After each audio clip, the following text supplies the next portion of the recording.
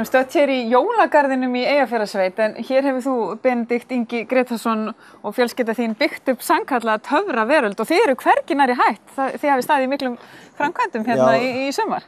Já, við kannski ekki...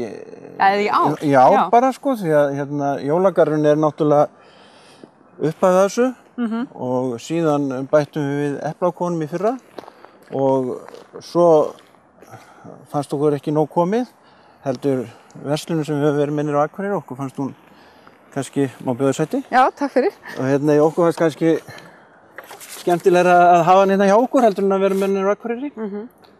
Og þetta nú svo kannski, þetta var kannski ekki búið að vera neitt rosalega lengi í gerjun en samt, við vorum búin að ákveða, ef við ætluðum að hætta þá var búið að ákveða tímasetninguna á því með þessar verslunir á Akureyri. Við erum að tala bakarinn, Tanti Greti, sem einmitt er mörgum Akureyringum að góðu kunn. Já, og hún var búin að eignast svona, hvað ég segja, sinn aðdáendahóp og bæði heimamenn og líka annars staðar á landinu. En okkur fannst kannski vanta pínu rómatík í hann, innan gæsalappa náttúrulega. Og svo var bara spurning, mundi að vera hægt að setja henni upp í sveitinni.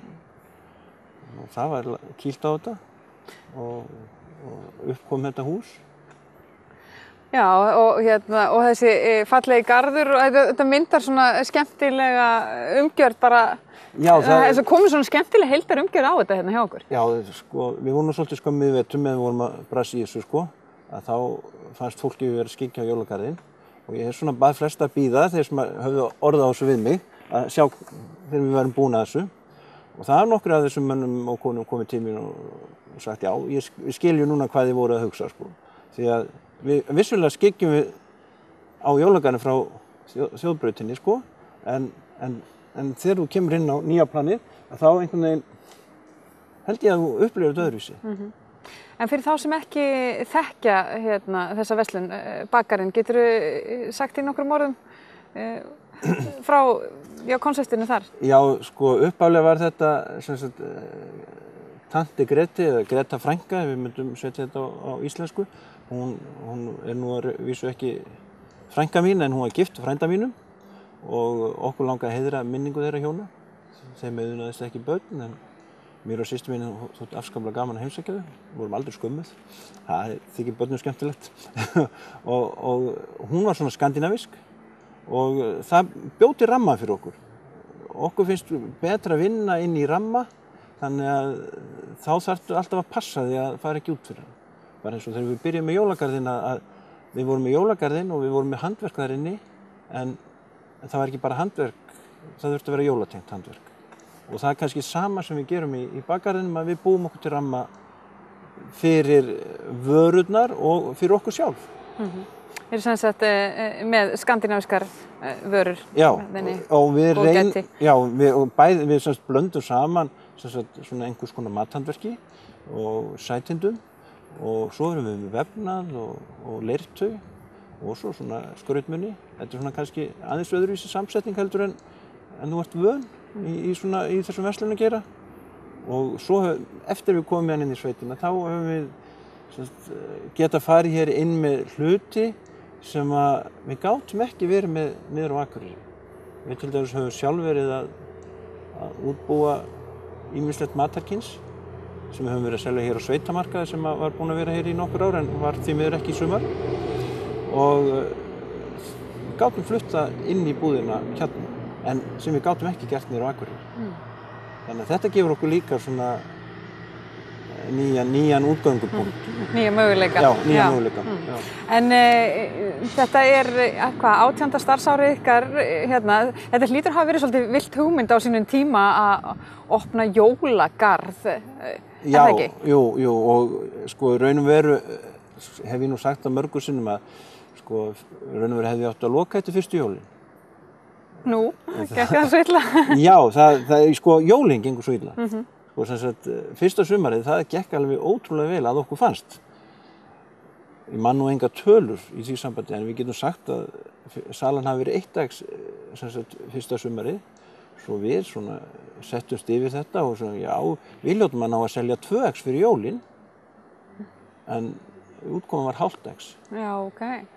Sko, þannig að ég þurfti að hringja í alla þá sem ég hafði keypt vörur af, sem betur voru það bara allir hér innanlands, því að maður var svolítið, þá voru til heildsalar og þeir, ég sagði annarkvort verið að taka vörun eitthvað tilbaka eða ég fá að greiða næsta sumar. Því ég veit ég get selt það næsta sumar. Þannig að það tók mér svolítið tíma að fá jólin á stað. Svolítið skrítið. En þetta hefur gengið? Já, þeir vildu enginn fá vöruna tilbaka. Þannig að ég satt uppi með þér og ákvað að halda áfram. Og fólk virðist hafa áhuga á jólunum allan ársins hring? Já, og það virðist einhvern veginn bara haldast í hendur. Það eykst fjöldinn en já, þetta er bara verið svona stigvaxandi og jólagarðurinn virðist hafa þetta aðdráttarafl. En já, nú styttist í jólin, eða sumarvertíðin er búin og svona jólin framundan og það er nú svona svolítið hápunktur líka hjá ykkur, sumarið og svo jólin. Þú ert byrjaður að safna skeggi, segi ég. Þú ert oft allskeggjaður hérna fyrir jólin, því þá setur þið í hlutverk jólasveinsins. Já, ég er hættur að greina á milli, held ég. Hvor er hvað.